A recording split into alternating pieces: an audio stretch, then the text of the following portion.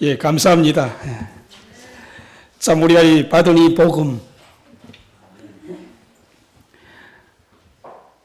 많은 이들의 그 희생으로 되어진 이 복음, 어떤 이는 사자의 밥이 되기도 하고, 어떤 이는 화형당하기도 하지만은, 끝까지 그 믿음을 지킨 결과, 우리에게도 이 참된 믿음의 길을 걸어갈 수 있는 사역자들이 있었기 때문에, 동역자들이 있었기 때문에 우리도 이 길을 따라가는 줄로 압니다. 우리 앞에 어떤 어려움이 있다 할지라도 이 믿음의 길을 완전히 따라갈 수 있는 우리 모두가 되어야 될 줄로 압니다. 사람이 한번 죽는 것은 정한 이치입니다.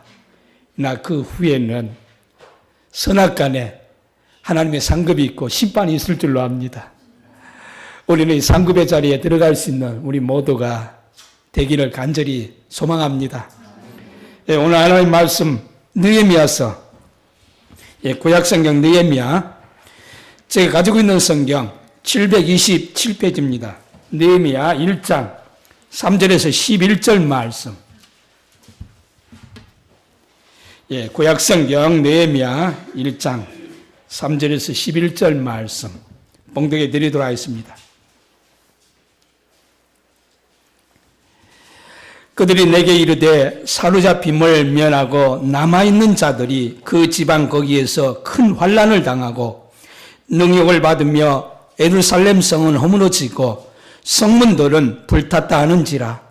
내가 이 말을 듣고 앉아서 울고 수일 동안 슬퍼하며 하늘의 하나님 앞에 금식하며 기도하여 이르되 하늘의 하나님 여호와 크고 두려우신 하나님이여, 주를 사랑하고 주의 계명을 지키는 자에게 언약을 지키시며 긍휼을 베푸시는 주여 간구하나이다. 이제 종이 주의 종들인 이스라엘 자손을 위하여 주야로 기도하오며 우리 이스라엘 자손이 주께 범죄한 죄들을 자복하오니 주는 귀를 기울이시며 눈을 여시사 종의 기도를 들으시옵소서. 나와 내 아버지 집이 범죄하여 주를 향하여 크게 악을 행하여 주께서 주의 종 모세에게 명령하신 계명과 율례와 규례를 지키지 아니하였나이다. 옛적에 주께서 주의 종 모세에게 명령하여 이르시되 만일 너희가 범죄하면 내가 너희를 여러 나라 가운데에 흩을 것이요 만일 내게로 돌아와 내 계명을 지켜 행하면 너희 쫓긴 자가 하늘 끝에 있을지라도 내가 거기서부터 그들을 모아 내 이름을 두려고 택한 곳에 돌아오게 하리라 하신 말씀을 이제 정하건대 기억하옵소서. 이들은 주께 일찍이 큰 권능과 강한 손으로 구속하신 주의 종들이여 주의 백성이니이다. 주여 구하오니 귀를 기울이사 종의 기도와 주의 이름을 경외하기를 기뻐하는 종들의 기도를 들으시고 오늘 종이 형통하여 이 사람 앞에서 은혜를 잊게 하옵소서 하였나니 그때 내가 왕의 술관원이 되었느니라. 아멘. 오늘 이 말씀을 가지고 이 재건에 대하여, 재건이란 제목으로 함께 기도의 제목을 삼기를 원합니다. 지금 우리 교단이나 참 우리 지교회들은 이 영적인 재건이 필요합니다. 이 느헤미야서는 어려웠던 시대에 이 무너진 성벽을 재건한 이 기록을 담은 역사서입니다. 성도에게는 사명이 있습니다. 그 사명이란 영적으로 병들어 신앙이 무너진 곳을 재건해야 하는 이 책임입니다. 우리는 이 재건을 위해 앞으로 전진하는 용기가 필요한 줄로 압니다. 용기 없는 자는 어떻게 하지? 이 발만 동동거리고 이 문제의 벽 앞에서 그 장애문을 뚫고 나가지 못합니다. 이것을 뚫고 통과하기 위해서는 리더십이 필요합니다. 그 리더십이란 마음을 하나로 모으는 것입니다. 우리나라에 이 IMF로 인해 큰 위기가 닥쳤던 때를 우리는 기억하고 있습니다. 그때 무너진 경제를 다시 일으켜 세워야 하는 이러한 상황이었습니다. 그 책임을 맡은 지도자가 김대중 대통령, 우리는 기억하고 있습니다. 그는 이 백성들에게 솔직하게 나라의 위기다 라며 호소합니다. 나라가 있어야 국민도 살 수 있다는 진심 어린 그 호소가 백성들의 마음을 움직여 놓았습니다. 그로 말미암아 금모으기 운동이 전개되었고, 또한 어떤 어린이는 자신이 모은 이 돼지저금통을 들고 왔습니다. 어린아이로부터 어른에 이르기까지 자발적으로 동참합니다. 이렇게 IMF라는 문제의 벽 앞에 이 지도자와 이 국민들이 마음이 하나 되어 그 경제의 벽을 뚫고 나갔습니다. 여러분, 이 세상 만사가 이 지도자의 능력에 따라 흥하기도 하고 쇠하기도 합니다. 우리는 역사를 통하여 볼 수 있습니다. 이 말은 소위 하나님이 하시는 일에도 포함됩니다. 우리가 이 성경을 읽다 보면 위기의 시대에 지도자로 부름받은 이 사람들을 만납니다. 그중 어떤 사람들은 커다란 성공으로 하나님께 영광을 돌리는가 하면, 어떤 사람들은 비참하게 실패하여 그 위기를 더욱 심각하게 만드는 것을 우리는 보게 됩니다. 우리는 역사를 통해 위기 때마다 두 부류의 지도자가 등장하고 있음을 볼 수 있습니다.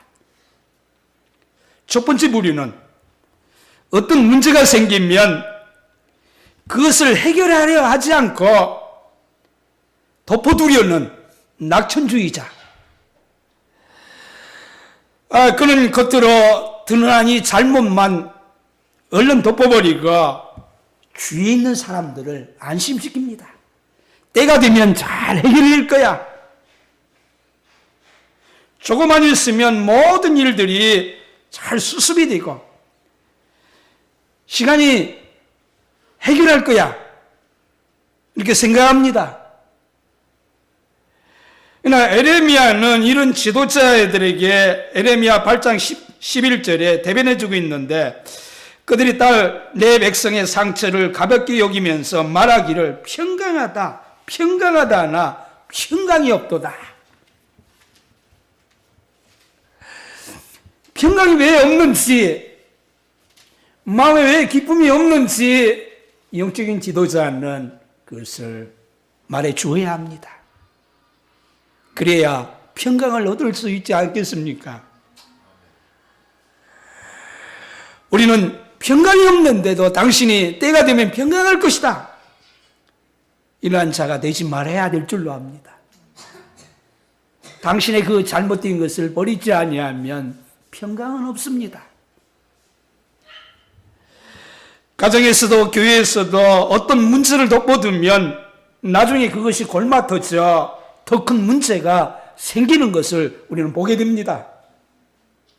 두 번째 불의 이 지도자는 그는 어떤 문제에 대해 정직하게 대처하고 그 문제를 잘 이해하여 용기 있게 어떤 조치를 취하고, 이 다른 무엇보다도 하나님을 신뢰하는 믿음에 서서 일하는 자입니다.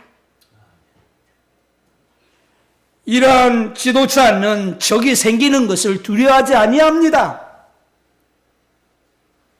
그리고 어떤 말 앞에서도 움츠러들지 않고 소신 있게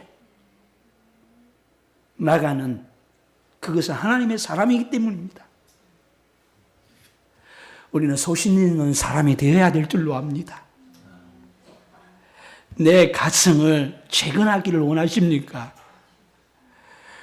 그러면 하나님 보시기에 일치된 삶이 필수적이고 끝까지 재건이 다시 세워질 수 있도록 우리는 힘쓰고 애씀이 필요한 줄로 압니다.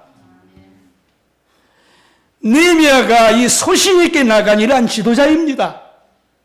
그는 비방의 날에 어떻게 다시 세워야 하는가를 우리에게 가르쳐주고 있습니다. 느헤미야는 이 포로로 끌려가 바벨론 왕 아스사스다의 궁전에 살고 있던 사람입니다. 왕의 술 담당의 관원으로 그는 특권과 부와 권위와 이 안락을 누렸던 자입니다. 이렇게 이 편안함에 취해 예루살렘과 또 예루살렘에 있는 동료들과 주위의 사람들을 걱정할 이유가 없었습니다. 너무나 편안했기 때문에, 자신이 하는 일이 잘 되었기 때문에. 그러나 그는 동쪽의 아픔과 그 거룩한 성이 어떤 형편에 처해 있는지를 예루살렘에서 온 동생 하나니에게 물을 정도로 염려하고 깊은 관심을 가졌습니다. 우리에게도 이러한 관심을 가져야 될 줄로 압니다. 내 주위에 있는 사람들에게 우리는 관심을 가져야 될 줄로 압니다. 그들이 울고 있는지, 그들이 마음 아파하고 있는지, 그들이 방황하고 있는지 우리는 관심을 가져야 될 줄로 압니다. 바로 이 느헤미야는 깊은 관심을 가집니다. 예민할 수도 있었지만은 그는 예민하지 아니합니다. 마음에 참 사랑이 있으면 관심을 갖게 됩니다. 사랑의 반대는 무엇입니까? 무관심입니다. 우리 성도들은 우리의 주위에 있는 영혼들에게 관심을 가져야 될 줄로 압니다. 느헤미야가 이 동족에게 관심을 가지고 물어본 이 사실은 우리에게 매우 중요합니다. 왜냐하면 그는 본토의 동족들이 무너진 성벽으로 인해 여러 가지 생활고를 겪고 있는 이 상황을 전해 듣고 그는 문제에 잘 대처하게 되었는데 결코 진실을 두려워하지 아니했기 때문에 진실에 비어있는 자를 하나님이 도우실 것이다. 그는 믿었기 때문에 두려워하지 아니합니다. 오늘날 이 한 가지 문제는 실제로 사실을 대하길 바라지 않는다는 것입니다. 문제가 있음에도 불구하고 때가 되면 잘 해결될 것이라고 안심시켜주는 이 자들입니다. 느헤미야는 이러한 지도자가 아닙니다. 그러나 그런 말에도 불구하고 때가 된다고 해서 잘 되는 것은 아닙니다. 지금 우리에게 느헤미야 같이 문제를 바로 직시해주고 해결 방안을 찾기 위해 소식을 묻는 사람이 필요할 줄로 압니다. 우리가 상대방에 왜 소식을 묻습니까? 그들을 위해서 기도해 주기 위하여, 그들에게 하나님의 말씀을 바로 전해주기 위해서, 그들이 무너진 영적인 것을 다시 일으켜 세워주기 위하여 우리는 상대방을 향하여 물어야 될 줄로 압니다. 그 소식이 함담한 것이라 할지라도 들으려 하는 사람이 필요합니다. 그 사람이 지금 비참한 상태에 있을지라도 우리는 그 소식을 듣기를 원합니다. 하나님 안에서는 희망이 있기 때문입니다. 하지만 느헤미야도 이러한 여러 가지 동쪽의 아픔의 문제에 대하여 관여하지 않아도 될 만한 충분한 이유들이 얼마든지 있었습니다. 그가 겨우 한 사람의 힘으로 그 어려운 상황에 도대체 어떤 일을 할 수 있단 말입니까? 이렇게 말할 수도 있습니다. 여러분, 이 종교개혁을 단행했던 이 마르틴 루터가 그 한 사람의 힘으로 이 종교개혁을 일으키지 아니합니까? 나 한 사람이 이 교회를 바로 세울 수 있습니다. 우리는 이러한 사명감을 가지고 나갈 수 있기를 원합니다. 느헤미야는 1절 3절 이 같은 소식을 들었습니다. 3절 말씀 여러분들이 한번 읽어주시길 바랍니다. 시작. 그들이 내게 사로잡힘을 말하고 남아있는 자들이 지방 거기에서 하나님을 당하고 능력을 벌받으며 예루살렘 성을 끌어주고 주민들은 불타하니라 하느니라. 느헤미야가 들은 소식은 왕의 오른팔과 같던 느헤미야가 어째서 수천 킬로 떨어져 있는 오만 유대인들의 이 곤경을 걱정해야만 했을까요? 정말 그들이 고통과 비방 속에 살고 있었지만은 그 누구 하나 그 일을 위해 힘쓰지 아니했습니다. 모두 다 자포자기했습니다. 안 될 것이다. 해결할 수 없을 것이다. 손을 놓았습니다.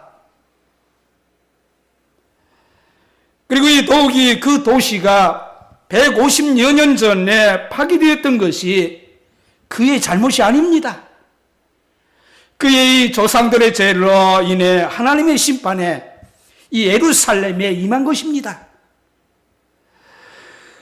그들은 선지자들의 이 메시지를 참 거칠하고 고집스럽게 우상을 섬김으로 인하여 하나님의 징계가 임하여 나라가 흥황했던 나라가 쇠하게 됨을 보게 됩니다. 그들이 죄를 지었지 느헤미야가 죄를 지은 것이 아닙니다. 느헤미야는 얼마든지 그 문제를 회피할 수도 있었습니다. 오늘날 어떤 문제거리가 일어날 때에 그것을 회피하는 이들이 종종 있음을 보게 됩니다. 느헤미야는 그 형편을 물어볼 만큼 걱정했을 뿐만 아니라 그 형편을 자기의 처지로 동일시했다는 것입니다. 어떤 유명한 사람이 있었는데 그는 웃음으로 유명하지만은 어떻게 울어야 하는지도 잘 아는 사람이었습니다. 하루는 그가 요양소에서 이 공연을 하게 되었습니다. 그곳에는 이 소아마비 환자, 척추 환자, 그 밖에 심한 이 중증 환자들이 참 많았습니다. 그리고 물론 그는 사람들을 잘 웃겼습니다. 심지어는 정말 상태가 안 좋은 환자들까지 웃게 했습니다. 그러더니 갑자기 그는 그곳을 떠나 휴게실로 갑니다. 그는 벽에 기대어 그 환자들을 생각하며 어린아이처럼 울고 있습니다. 불쌍한 자들을 볼 때에 그의 마음속에서부터 울음이 복받쳐 올라왔던 것입니다. 하나님, 저들을 긍휼히 여겨 주옵소서. 저들을 불쌍히 여겨 주옵소서. 어린아이처럼 웁니다. 우리도 상한 심령들을 볼 때에 우리의 마음에 눈물이 나와야 될 줄로 압니다. 이게 예수님의 마음입니다. 만일 진짜 어떤 사람을 알고 싶다면 다음과 같은 세 가지 질문을 해보십시오. 그는 무엇 때문에 우는가? 왜 분노하는가? 어째서 웃는가? 때로는 의로운 분노도 필요합니다. 예수님도 이 바리새인들이 하나님의 성전에서 이 장사한 자들을 향하여 분노하셨습니다.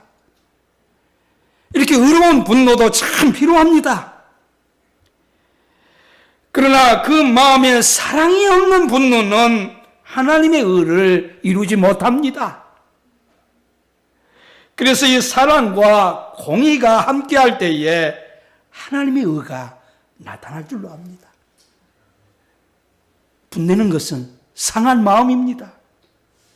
특히 남의 잘못에 대하여 우리는 화내기가 쉽습니다. 그러나 자신에 대하여 우리는 철저해야 될 줄로 압니다.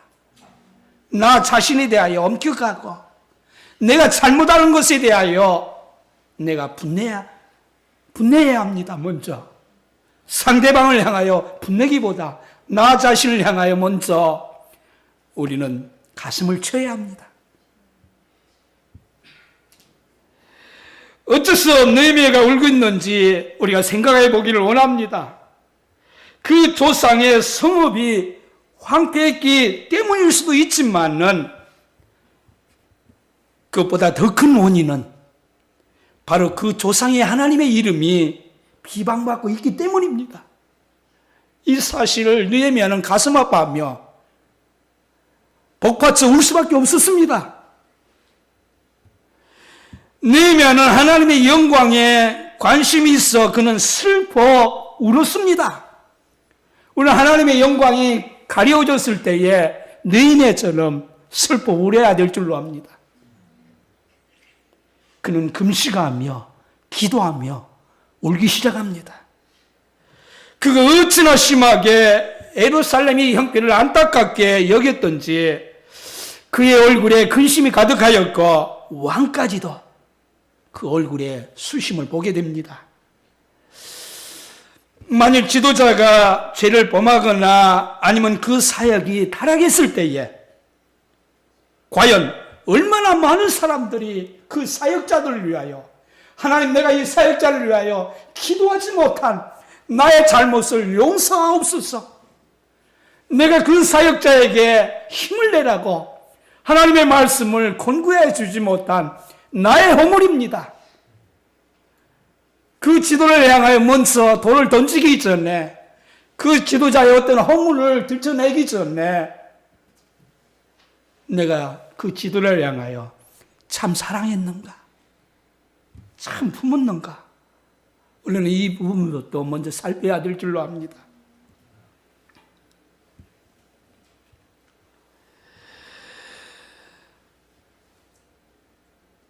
누군가 타락하면 지도자의 위치에 있는 사람들은 나는 그렇지 아니합니다.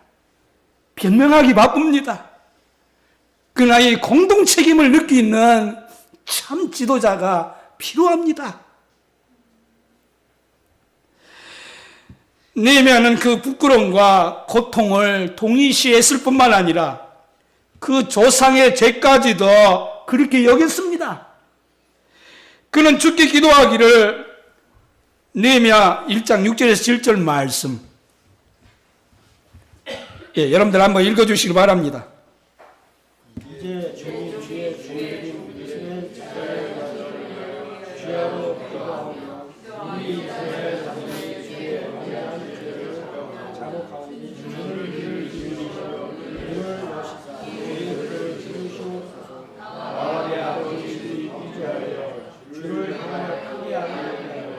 주께서 주의 종 모세에게 명하시니 명령과 율례와 계를 지키지 아니하리라.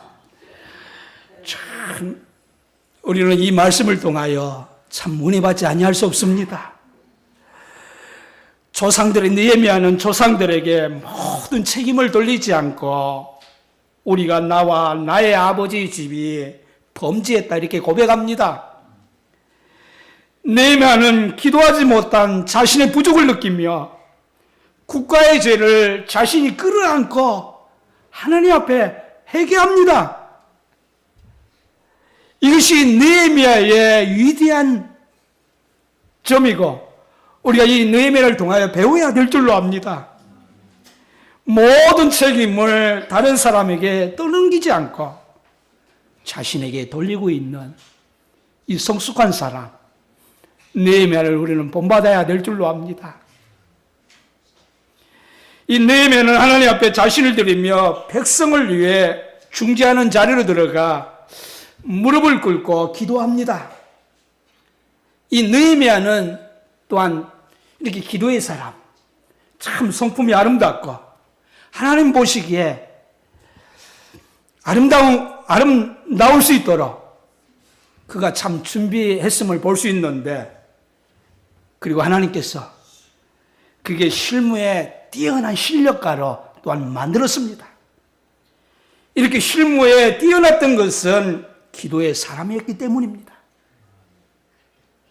저희 대전교회 어떤 분은 참 박사 논문을 쓸 때에 기도 때에서 한 80%의 그 영감을 받았다 이렇게 간증하는 것을 들었습니다. 어떤 것이 막히면 하나님 좋은 아이디어를 주옵소서, 하나님 앞에 마음을 들며 기도할 때에 영감을 주었다 했습니다.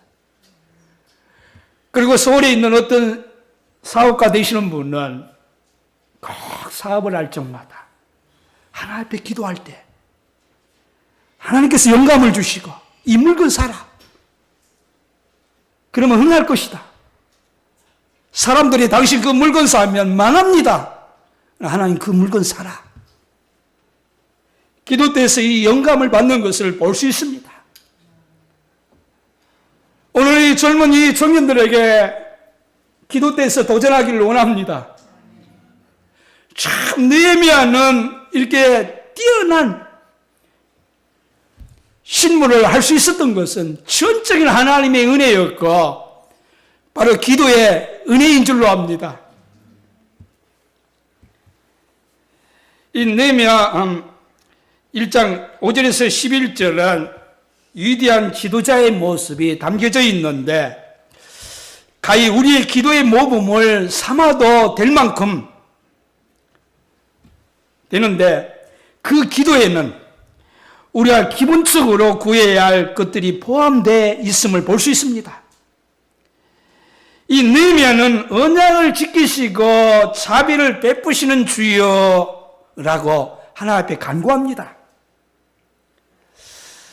그의 성품과 언약에 근거해서 느헤미야는 그의 죄와 그 백성들의 죄를 자복하고 하나님께 용서를 구합니다. 느헤미야 이 기도는 자백하는 그 이상의 기도였습니다. 그는 자신을 드리는 이 기도를 했습니다. 어떤 일이 있든지 간에 하나님께서 쓰실 수 있는 곳에 쓰실 수 있는 도구가 되기를 느헤미야는 간절히 기도합니다. 만일 문제를 해결하는데 우리 자신을 드리지 않는다면 우리의 기도는 믿음으로 드려지는 기도가 아닙니다. 우리 가운데 역사하시는 능력대로, 에베소서 3장 20절 말씀, 우리 가운데 역사하시는 능력대로 우리의 온갖 구하는 것이나 생각하는 것에 더 넘치도록 하실 이에게 우리는 주님 앞에 지금 서 있습니다. 주님, 내가 여기 있습니다. 주님, 저를 보내주시옵소서. 다른 사람이 아니라 우리는 험지에 가야 합니다. 요즘 정치가들 당신 험지에 가서 당당하게 경쟁하십시오. 우리 남들이 가기 싫어하는 그 험지를 가야 될 줄로 압니다. 느헤미야는 왕궁에서 이 험지로 갑니다. 험지는 고생이 되고 십자가가 있고 눈물을 흘려야 하는 이 장소입니다.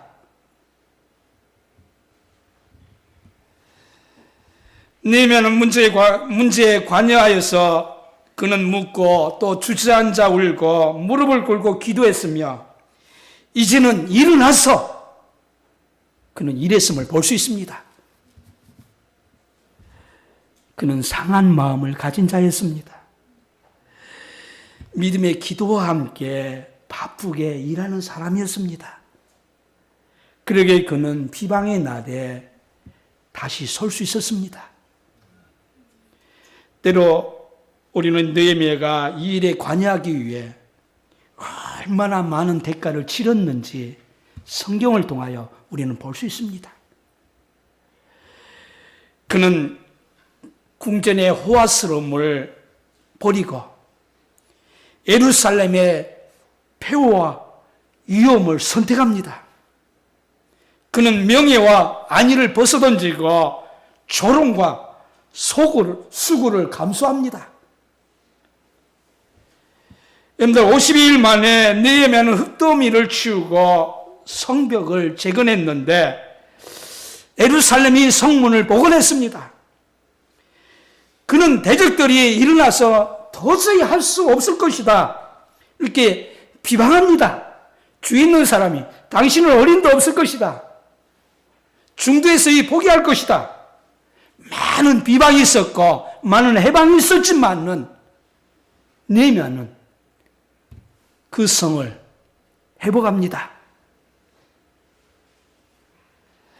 느헤미야에게서 이 배울 수 있는 가장 인상 깊은 점은 그는 그 일에 헌신하는데 오직 한 마음뿐이었습니다. 그 일을 하기 위하여 자기의 생명을 내던집니다. 그는 순수한 마음으로 헌신했지만은 자신의 이름을 드러내지 아니합니다. 비난받을 때 그는 기도했습니다. 위협받을 때에 기도하며 한 손에는 연장을 들고 한 손에는 칼을 들고 계속 일을 합니다.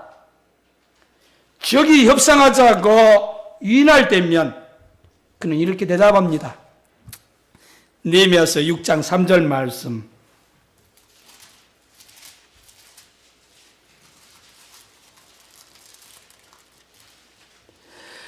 내가 곧 그들에게 사자를 보내어 이르기를 내가 이제 큰 역사를 하니 내려가지 못하겠노라. 어찌하여 역사를 중지하게 하고 너희에게로 내려가겠느냐 하며 그는 하나님의 위대하심과 그 일의 위대함을 보았고 어떤 경우에도 그는 성전 재건을 위하여 흔들리지 아니합니다. 그는 총독으로서의 재정적인 이 특권을 누릴 수 있었을 것입니다. 그러나 그는 기꺼이 그 일을 이루어지도록 자신의 권리까지도 포기하며 그 일에 뛰어듭니다. 그는 자기 돈을 내놓았으며 자기 모든 이 몸과 마음을 바쳐 그 성전 재건을 위하여 힘썼음을 볼 수 있습니다. 우리에게도 이러한 마음이 있기를 원합니다. 그에게 예루살렘 재건은 단순히 노동이 아니라 사명으로 생각했습니다. 그 이유 때문에 그는 희생을 치렀음을 보게 됩니다. 느헤미야는 이 성벽을 재건하는 것과 이 동시에 성문도 다시 세우게 되었는데 이 동방의 이 도시에서 이 성문의 출입구는 참 중요합니다. 그곳은 성내 고관들이 상거래를 위해 만나는 권위의 상징이었습니다. 예수님께서도 이 교회의 권위와 이 승리를 암시하였는데 음부의 문이 이기지 못하리라 이렇게 말씀하셨음을 볼 수 있습니다. 여러분이 성벽 없이 성문을 세울 수 있지만은 성벽이 없다면 이 성문은 아무런 쓸데가 없습니다.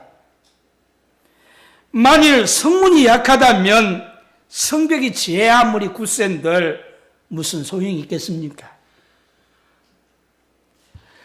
우리의 이 마음의 이 성문을 우리는 잘 지켜야 될 줄로 압니다.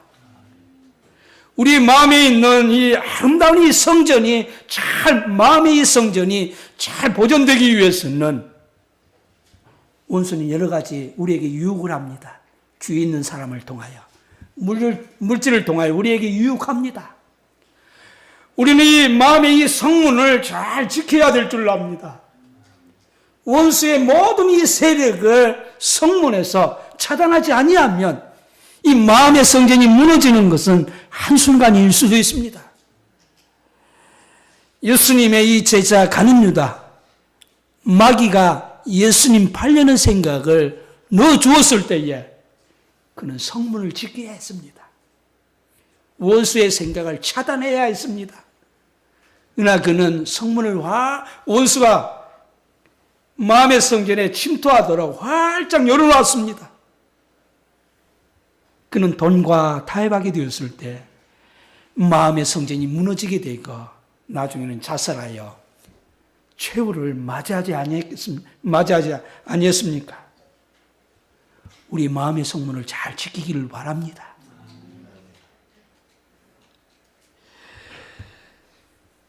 중국의 만리장성도 3번가량 북쪽의 이 적들에 의하여 뚫렸다고 합니다.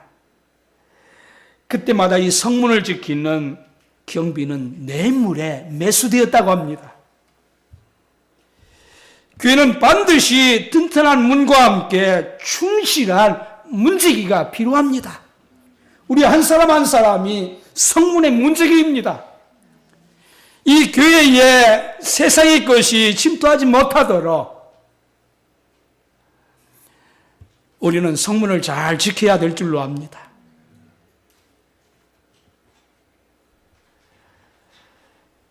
주님의 핏값을 내온 심령의 성전이 무너지지 않기 위해서는 출입구를 통해 세상의 어떤 유혹을 해도 그것을 차단해야 될 줄로 압니다. 이제 이 말씀을 하고 이제 말씀을 마칠까 합니다. 이렇게 성문 재건을 위하여 이 느헤미야 일꾼들은 이 성벽을 재건하는데 이 방해가 되는 흙무더기를 치워야 했습니다. 그들은 이 새로운 기초를 놓을 필요가 없습니다. 우리도 마찬가지입니다. 예수님께서 이 구원의 기초, 이 성결의 기초, 성령 침례의 기초, 우리의 영적으로 성장할 수 있는 모든 기초를 예수님이 마련해 놓았습니다. 이 예루살렘이 성전도 성전은 허물어졌지만은 기초는 그대로 있습니다. 그들은 새로운 기초를 놓을 필요가 없었는데 단지 흙무더기를 치우고 옛 기초를 찾아내어 그 위에 다시 세우기만 하면 됩니다. 우리 대전교회도 이 성전을 건축했을 때에 거기에 쓰레기라든가 여러 가지 치워야 할 것들이 있었습니다. 우리도 옛 기초, 참 복음이 기초가 되지 아니합니까? 그 위에 우리는 세우기를 원합니다. 그러나 그 일이 쉽지는 않습니다. 유대 사람들이 불평하기를 흙무더기가 아직도 많건늘 짐을 나누는 자들이 힘이 들고 우리가 성을 건축하지 못하리라. 느헤미야 4장 10절 말씀. 유다 사람들은 이르기를 흙무더기가 아직도 많건늘 짐을 나누는 자의 힘이 다 빠졌으니 우리가 성을 건축하지 못하리라 하고. 여러분, 기초가 중요합니다. 왜냐하면 기초에 의해서 구조의 크기, 모양의 힘 등이 결정되기 때문입니다. 여러분이 기초 없이 벽을 세우거나 잘못된 기초에 벽을 세운다는 것은 위험천만한 일입니다. 본래 기초를 찾아내기 위해 느헤미야와 일꾼들의 이 사명은 많은 이 흙무더기를 치워야 했습니다. 그것이 하루 이틀이 아니었습니다. 우리가 치워야 할 흙더미는 무엇입니까? 하나님의 이 영적인 기초를 세우지 못하게 만드는 우리의 쓰레기는 무엇입니까? 우리는 그것을 찾아내야 될 줄로 압니다. 우리 고룩이 풍성하지 못하게 만드는 흙더미는 무엇입니까? 우리는 하나님 앞에 물어보아야 합니다. 이 하나님의 이 사랑의 굳건히 서가지 못하게 만드는 이 흙더미는 무엇입니까? 우리는 하나님 앞에 겸손히 무릎 꿇고 우리의 심령을 찾아내야 될 줄로 압니다. 흙더미가 치워지지 아니하면 그곳에 거룩한 성전이 세워질 수 없습니다. 우리는 예수님 닮기를 원하십니까? 그러면 내가 치워야 할 흙더미가 무엇인가? 하나하나 그것을 알기 위하여 엎드리면 우리 주님께서 하나하나 보여주실 줄로 압니다. 우리의 쓰레기는 뭡니까? 세상 닮아가는 거, 이거 치워야 합니다. 상대방을 비방하는 거, 이거 치워야 합니다. 상대방을 향하여 정죄하려는 마음, 이거 치워야 합니다. 이거 치우지 아니하면 더 쌓일 것입니다. 더 쌓이면 우리는 예수님 따라가기가 아주 힘들어집니다. 내면은 힘들어도 일꾼들에게 우리는 치울 수 있다. 우리는 힘을 합하면 이것을 치울 수 있다. 그는 백성들에게 독려하고 그도 솔선수범하여 치우게 되었을 때에 나중에 옛 기초를 발견하고 그 위에 성벽을 다시 재건하고 하나님의 영광이 드러났음을 볼 수 있습니다. 이 서울교회에 과거에 하나님의 큰 영광이 이 제단에서 일어났던 것을 기억합니다. 그 아름다운 하나님의 영광이 다시 재현되기 위해서는 우리 한 심령 한 심령이 이 심령이 재건되어야 될 줄로 압니다. 우리 사랑이 회복되어야 하고 영혼을 사랑하는 그 마음이 우리의 심령에서 다시 한번 하나님의 말씀을 통하여 재건되어야 될 줄로 압니다. 그럴 때에 하나님의 크신 역사가 이 재단을 통하여 크게 역사해 주실 줄로 압니다. 다시 한번 우리의 무너진 성벽이 있는지 오늘 말씀을 통하여 우리 자신을 깊이 살피며 다시 한번 회복할 수 있는 이 시간이 되어지기를 원합니다. 네, 다 같이 일어나셔서 찬송 부르는 기도 시간을 갖겠습니다. 515장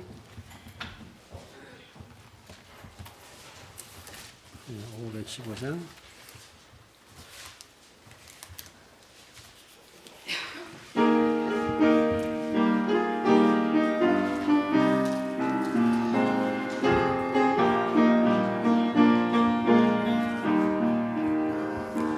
눈을 들어 하늘 보라 어지러운 세상 중에 곳곳마다 상한 영 탄식 소리 들려온다 빛을 잃은 많은 사람 길을 잃고 헤매이면 탕자처럼 기진하니 믿는 자여 어이할꼬 눈을 들어 하늘 보라 어두워진 세상 중에 외치는 자 많건 많은 생명수는 말랐소라 죄를 대속하신 주님 선한 일꾼 찾으시나